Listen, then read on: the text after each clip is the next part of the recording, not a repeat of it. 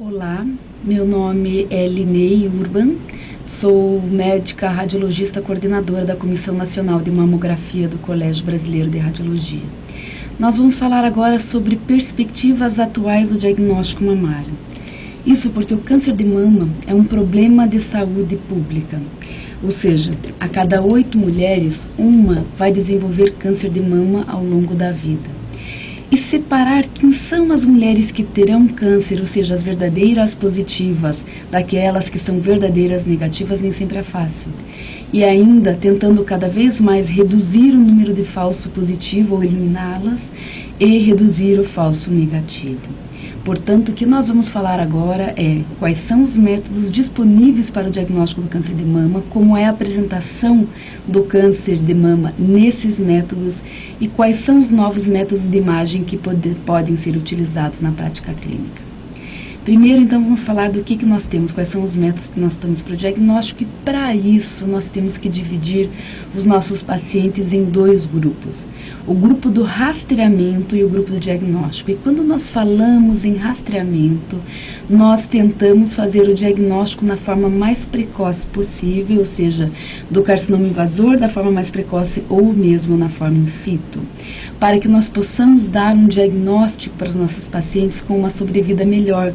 Ou seja, quando diagnosticamos no estadio 1, nós temos 95% de sobrevida, enquanto que se nós diagnosticamos, por exemplo, no estadio 4, nós temos 20% de sobrevida.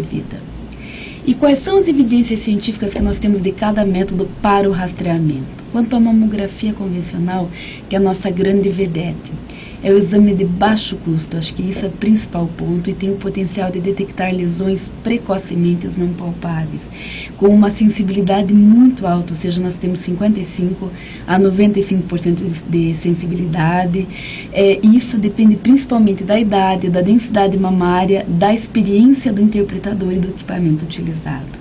Lembrando quais são os potenciais para o rastreamento do câncer de mama, overdiagnóstico. Nós sabemos que quando nós fazemos o diagnóstico de lesões in situ, nós teríamos que ter uma redução similar no número de carcinoma invasores. E isso nós não temos visto, ou seja, deve ter lesões que nós estamos diagnosticando que nunca iam se manifestar clinicamente. Nós também temos o problema da radiosensibilidade, ou seja, nós sabemos que quanto mais jovem, quanto maior a dose de radiação dessa paciente, mais risco nós temos de induzir tumores nessa paciente que podem vir ter problema futuramente, ou então falso positivo. E o que nós temos de literatura que nos comprovam que a mamografia convencional é útil para o rastreamento, ou seja, que realmente reduz mortalidade? Essa é uma meta-análise dos 8 principais estudos, mostrando para nós uma redução de 16% a 29% na mortalidade, que foi bem mais evidente e específica no grupo de 50 a 59 anos, chegando até 35% de redução, com dados limitados pelo pequeno número de pacientes no grupo de pacientes entre 23 a 74 anos, e com dados às vezes discutíveis porque não mostrou na primeira fase, mas sim numa fase mais tardia, redução de 15 a 20% de mortalidade no grupo de 40 a 49 anos. E a mamografia conseguiu, então, também demonstrar isso não só a nível dos estudos científicos, mas também nos programas de rastreamento, ou seja, ele reduz a mortalidade de 20% até 50% da mortalidade do câncer de mama quando aplicado à população geral nesses países. E a mamografia digital? Nós sabemos que a mamografia digital é um exame de maior custo, mas que tem a vantagem de poder contar com todas as possibilidades da tecnologia digital, que para nós isso é essencial, com os mesmos danos potenciais da mamografia convencional. E já temos de literatura alguns estudos que nos mostram que quando avaliada a população em geral, nós temos mais ou menos a mesma sensibilidade, ou seja, acurácia diagnóstica para a mamografia digital em comparação às pacientes que fizeram mamografia analógica. Já quando comparamos com as pacientes jovens com mamas densas ou na fase pré-menopausa, a sensibilidade da mamografia digital foi maior do que da analógica. Outros estudos mais recentes já mostram que a mamografia digital foi um pouco melhor que a analógica no grupo de pacientes até 69 anos, principalmente para carcinoma in situ. Já a ultrassonografia é um exame excelente para o rastreamento, seria excelente porque é um exame de baixo custo, bastante disponível, não invasivo. O grande problema é o baixo valor preditivo positivo, ou seja, alto falso positivo nessas pacientes. E também porque ela não pode ser considerada como um método isolado, já que ela não avalia a parte de microcalcificações. Na literatura, a gente já tem um grande número de estudos prospectivos, onde foi observado, ou seja, foi analisado as pacientes com mamas densas submetidas à ultrassonografia e foi detectada uma taxa de 3 tumores a cada 1.000 exames de ultrassonografia em pacientes que tinham mama densa, mas sem nenhum tipo de alteração à mamografia, que é um pouquinho menor, é claro que a primeira taxa de rastreamento à mamografia que a gente detecta entre 6 a 10 tumores a cada 1.000 exames de mamografias, mas é semelhante à taxa que nós temos no acompanhamento com a mamografia, que detecta entre 2 a cada tumores a cada 1.000 exames.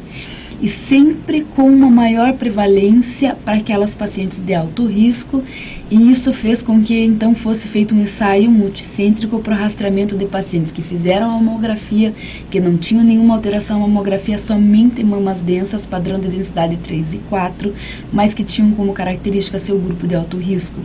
E viram que para esse grupo de pacientes, ele aumentou a taxa de detecção, só com a mamografia eram vistos 7 tumores a cada 1.000 mulheres, passando para 11 tumores a cada 1.000 mulheres quando você juntava a ultrassonografia, ou seja, um aumento importante. Entretanto, o valor preditivo positivo para esse diagnóstico foi muito baixo, ou seja, foi de 8%. A cada 10 biópsias, apenas uma delas demonstrou ser tumor, ou seja, a ultrassonografia aumenta assim a taxa de detecção nesse grupo de alto risco com mama densa, porém com valor preditivo muito baixo para a biópsia percutânea. Já a ressonância magnética é um exame que tem como a principal possibilidade, ou seja, o principal benefício seria detectar lesões não vistas à mamografia e ultrassonografia, porque avalia outra forma de você ver o tumor, você avalia através da característica dinâmica ou de realce, e tem com uma sensibilidade muito alta, de 80% a 100%, um valor preditivo negativo muito importante, mas que tem como grande problema o alto custo, também a necessidade de contraste e o maior risco de falso positivo e overdiagnóstico. O que nós temos de literatura?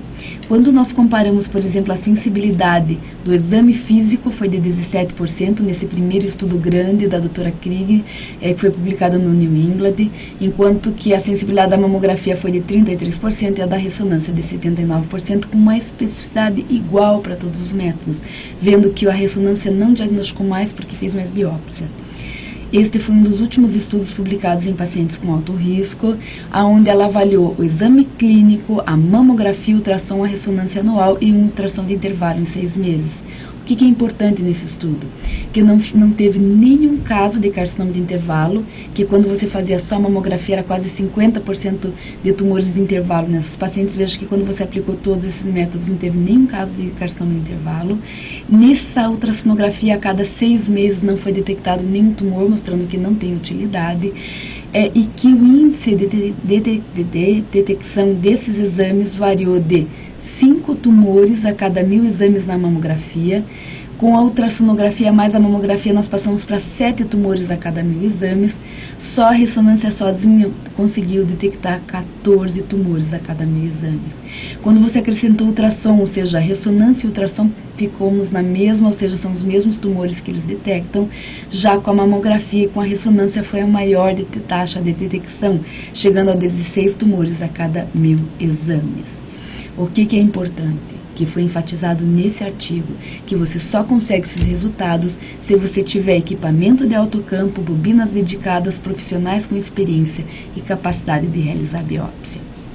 E quando nós falamos até agora na capacidade do diagnóstico, na realização do rastreamento, Já para o diagnóstico, ou seja, para aquela paciente que vem com um sintoma, com nódulo palpável, descarga papilar, ou uma lesão, um eritema na pele, nós fazemos da seguinte forma, de forma generalizada, ou seja, abaixo de 35 anos, começamos com a ultrassonografia, se não resolvermos, vamos então para a mamografia e ressonância magnética, acima disso, começamos com a mamografia, se não resolver, vamos então para a ultrassonografia e ressonância magnética, com algoritmos diferentes e valor preditivo de cada método diferente, de acordo com a lesão que você está utilizando. Mas como será a apresentação radiológica do câncer de mama nesses diferentes métodos, ou seja, a mamografia, ultrassonografia e ressonância, conforme o perfil histológico, molecular e genético? E essa característica é dada pela reação ou seja, pelo crescimento tumoral versus reação do tecido ao redor, ou seja, desde que as primeiras células crescem dentro da mama, você tem uma reação. Se elas crescem de forma rápida, você tem uma pequena reação ao redor, se elas crescem de forma lenta, tem uma grande reação ao redor. Isso vai diferenciar também a angiogênese, ou seja, se ela cresce de forma rápida, tem mais neoangiogênese, se ela cresce de forma lenta, ela tem uma menor angiogênese, ou seja, o padrão de crescimento do tumor, a resposta do tecido ao redor e o grau de angiogênese vão nos dar as características nos métodos de imagem. Ou seja, nesse tipo de lesão de crescimento rápido, nós vamos ter uma menor densidade e um intenso realce, ou seja, maior sensibilidade da ressonância, menor da mamografia e ultrassom, enquanto que nesse nós vamos ter uma menor densidade com discreto realce, onde nós vamos ter uma maior sensibilidade da mamografia e ultrassom e menor da ressonância. Ou seja, nesse grupo de lesões nós temos calcificações pleomórficas, assimetrias focais, nódulo circunscrito, que é aquele tumor que cresce muito rapidamente, enquanto que naquele tumor que cresce mais devagar nós vamos ter nódulo espiculado, assimetrias focais, ou seja, que é aquele tumor que cresce mais devagar e dá tempo do organismo responder. E como é cada tipo histológico, como que aparece? Quando nós temos o carcinoma ductal invasor, nós dividimos ele em baixo grau e alto, e de novo temos assim, baixo grau, bastante tempo de resposta, nós vamos ver nódulo especulado, distorção, microcalcificação pontiforme, como esse caso, que em 2002 só tinha algumas calcificações e veio aparecendo progressivamente o nódulo especulado. Já o carcinoma in situ de alto grau, ele cresce rapidamente, então a principal manifestação vai ser o nódulo circunscrito ou calcificação pleomórfica com alto realce. A ressonância, dando casos como esse, onde ela tinha um nódulo, foi dado categoria B3, ela volta 5 meses depois com um nódulo heterogêneo invadindo quase toda a mama. Já o carcinoma lobular tem como característica o crescimento de algumas células em forma de fileira indiana. Isso vai dar como característica de imagem aquela assimetria sem margem definida, a mamografia, a ultrassonografia, você também vê geralmente uma sombra posterior e a ressonância um discreto realce. Dando caso como esses, onde você tem uma lesão palpável na mama esquerda, que a mamografia não consegue demonstrar, a ultrassonografia também não, na ressonância a gente vê uma área de discreto realce, fazendo um pouco de retração, na verdade é um carcinoma extenso que pega toda a mama esquerda. Já o carcinoma tubular, a característica é crescimento de túbulos de células, fazendo nódulo especulado, a mamografia, nódulo especulado, a ultrassom, nódulo especulado, a ressonância. Dando casos como esse, ou seja, aquela paciente que vem fazer um exame de rastreamento assintomático, um pequeno nódulo que aparece nos 3 exames. Já o carcinoma mucinoso, aquela paciente idosa, onde as células vão crescendo e estão cheias de mucina. Então, a nossa característica de imagem é um nódulo arredondado, a mamografia, hipoicóico com reforço posterior à ultrassom e com pouco realce a ressonância.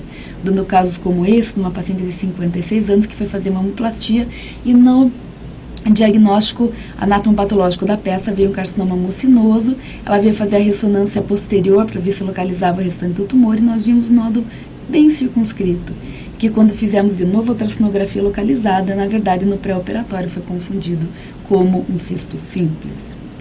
Já o carcinoma medular é aquela paciente jovem com história familiar positiva, que tem um nódulo bem arredondado e circunscrito, porque são células que crescem rapidamente, bem diferenciadas, e vai ter bastante realce a ressonância, devido a essa característica, dando casos como esse. Nódulo arredondado, circunscrito, foi dada uma classificação de B3, foi fazer a nodulectomia, deu positivo e com margens comprometidas. A ressonância mostrava aqui a cavidade pós-cirúrgica e que tinha muito mais lesão do que a gente via mamografia e ultrassom, com curva tipo 3. Portanto, os achados radiológicos são dependentes dos achados histológicos, ou seja, os tumores de baixo grau apresentam um crescimento mais lento, com maior resposta desmoplásica e menor angiogênese, o que aumenta a sensibilidade da mamografia e do ultrassom e diminui da ressonância. Já os tumores de baixo grau apresentam um crescimento mais rápido, com menor resposta desmoplásica, maior angiogênese, reduzindo a sensibilidade da mamografia e do ultrassom, aumentando da ressonância. E importante a gente avaliar não só a estabilidade, ou seja, a morfologia. E quanto ao tipo molecular, será que nós temos diferença? E nós sabemos que nós temos 3 grupos, aquele dos receptores de estrogênio e progesterona positivo, HER2 negativo, que é o melhor prognóstico, aquele intermediário, que é os receptores negativos, o índice de proliferação celular também, e aqueles com receptor negativo HER2 positivo, que teoricamente seria o pior prognóstico. Mas nós sabemos que aqui a gente trata com o tamoxifeno, muito bom prognóstico. Aqui tem o Herceptin, que mudou a história, também não ficou um prognóstico tão ruim. Portanto, o pior prognóstico atualmente é o grupo com triplo negativo. E esse grupo, a grande pergunta é, será que ele tem uma manifestação diferente? E isso foi estudado por alguns autores, que primeiro só queriam ver se o HER2 interferia na manifestação por imagem. E pegaram o grupo que tinha receptores de estrogênio e progesterona negativo, HER2 positivo, HER2 negativo, e viram que sim, era diferente. Tinha muito mais nódulo, a mamografia, o nódulo com margem mais circunscrita, e menos microcalcificação. E as microcalcificações geralmente eram quando era HER2 positivo. Geralmente o carcinoma in situ do HER2 negativo não tinha calcificação. A ultrassonografia, mesma característica, geralmente nódulo circunscrito, enquanto que o nódulo especulado era com HER2 positivo. Esse outro pesquisador pegou os 2 grupos, ou seja, HER2 negativo e HER2 positivo, e comparou com o grupo de receptores positivos também. E viu a mesma coisa, nódulo muito maior a prevalência no grupo triplo negativo e menos calcificação.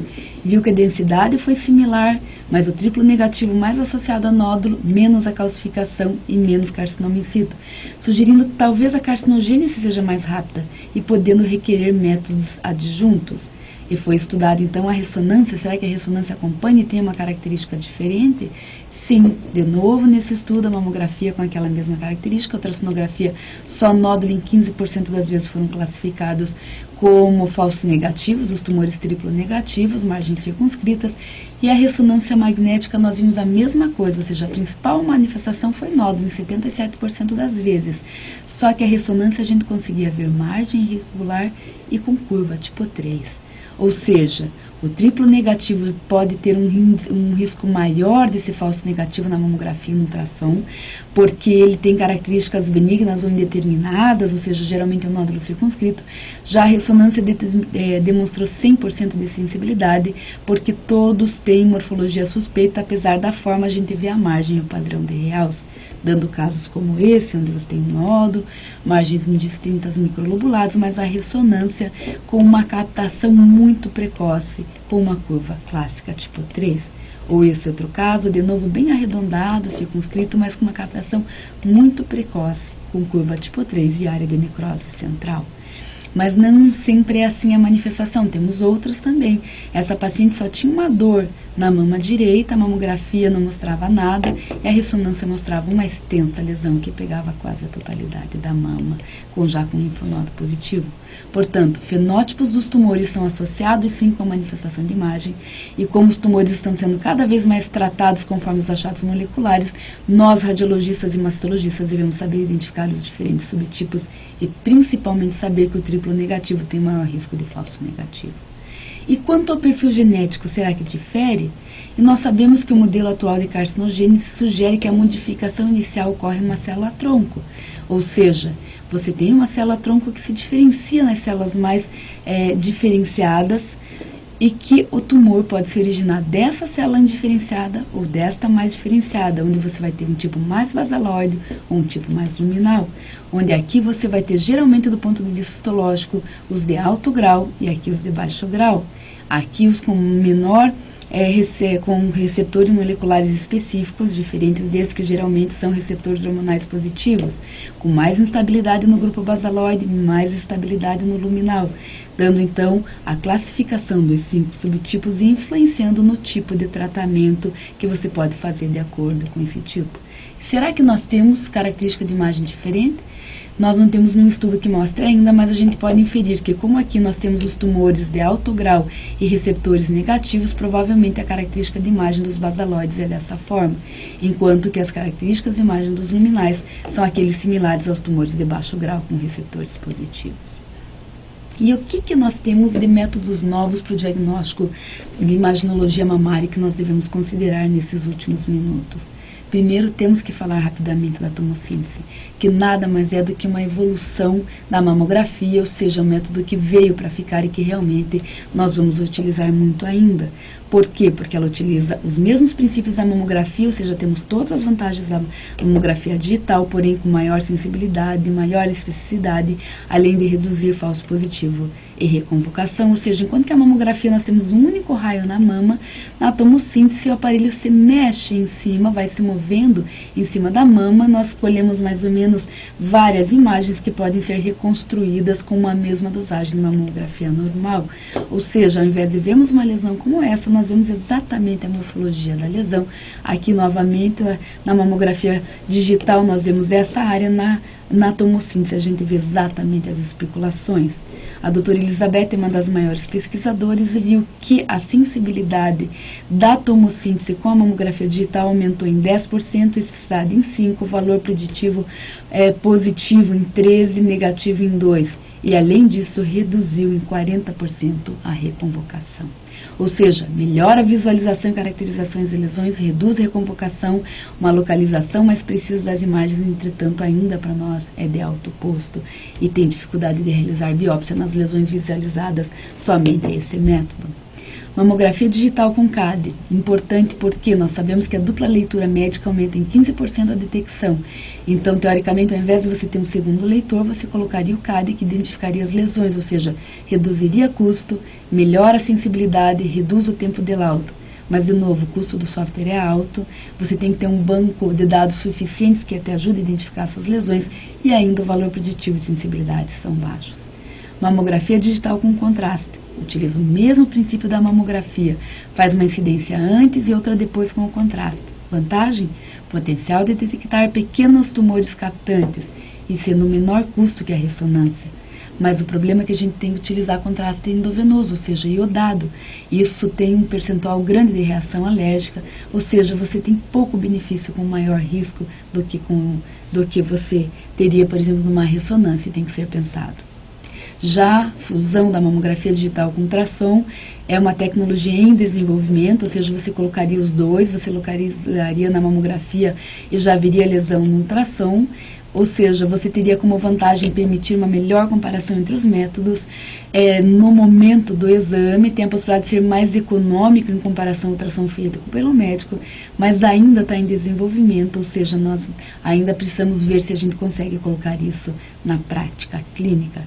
Do ponto de vista da ultrassonografia, nós temos a ultrassonografia com contraste, onde o objetivo seria melhorar a especificidade do ultrassom para diferenciar lesões benignas e malignas. Ou seja, você identificaria a lesão, injetaria o contraste e faria uma curva ao longo do tempo. Das lesões benignas e das lesões malignas você teria uma curva diferente. Ou seja, você teria como vantagem a possibilidade de aumentar a especificidade da ultrassonografia na diferenciação das lesões benignas e malignas. Mas como desvantagem, você usa um contraste, é difícil porque você tem a movimentação da respiração da paciente e é impossível você avaliar mais do que um nódulo no mesmo momento. E a ultrassonografia com elastografia, que atualmente está sendo inclusive especulado se vai ser incluído no BIRADS, tem como objetivo também melhorar a especificidade do ultrassom, ou seja, você acha a lesão, você escolhe onde você quer analisar e você aplica o software, é bem rápido, e você vai ver de acordo com o teu software se essa lesão é mole, ou seja, como um fibroadenoma, ou se é uma lesão mais dura, ou seja, como um fibroadenoma.